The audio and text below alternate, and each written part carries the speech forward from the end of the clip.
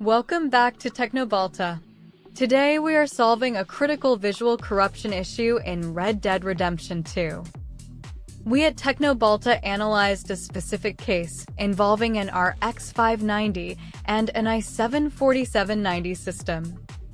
The issue occurred after installing and then removing a third-party translation patch. Visual artifacts and texture breaking appeared specifically inside buildings. Let's dive into the root cause analysis of why this happens on AMD hardware. The RX 590 uses the Polaris architecture, which relies heavily on efficient shader execution. When you modify game files, the precompiled shader cache often becomes invalidated or corrupted. In Red Dead Redemption 2, the default API is often set to DX12. DX12 handles memory management and draw calls differently than Vulkan. On older CPU platforms like the Z97 chipset, DX12 can introduce significant overhead. This overhead, combined with corrupted localization files, leads to the visual artifacts you see. We at Teknobalta have determined that the primary solution is an API swap. Before we start the main fix, we must perform a few pre-checks.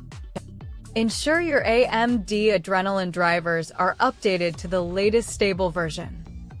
We recommend version 24.3.1 or newer for the RX series. Now, let's launch the game and head into the settings menu. Navigate to the Graphics tab. Scroll down until you find the Advanced Graphics section. By default, these settings are locked. You must change advanced settings to unlocked. Locate the Graphics API setting. If it is set to DirectX 12, use the arrow keys to switch it to Vulkan. Why Vulkan? Vulkan is a lower-level API that communicates more directly with the GPU. For AMD GCN architecture, Vulkan provides better asynchronous compute support.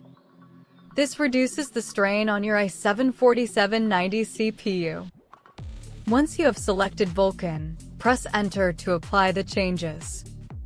The game will require a restart to reinitialize the graphics pipeline. After restarting, check if the artifacts in the buildings have disappeared. If the problem persists, we at Teknobalta recommend clearing the shader cache manually. Navigate to your Documents folder, then Rockstar Games, then Red Dead Redemption 2. Open the Settings folder. Delete all files starting with SGA_. These are the pipeline cache files that might still contain data from the broken patch. When you launch the game again, it will rebuild these files from scratch. This ensures a clean slate for the Vulkan API. Now, let's look at some advanced optimizations for the RX 590. The RX 590 can run hot. Ensure your fan curve is aggressive enough. In AMD software, go to Performance and then Tuning. Enable manual tuning and set a custom fan curve to keep the GPU under 75 degrees.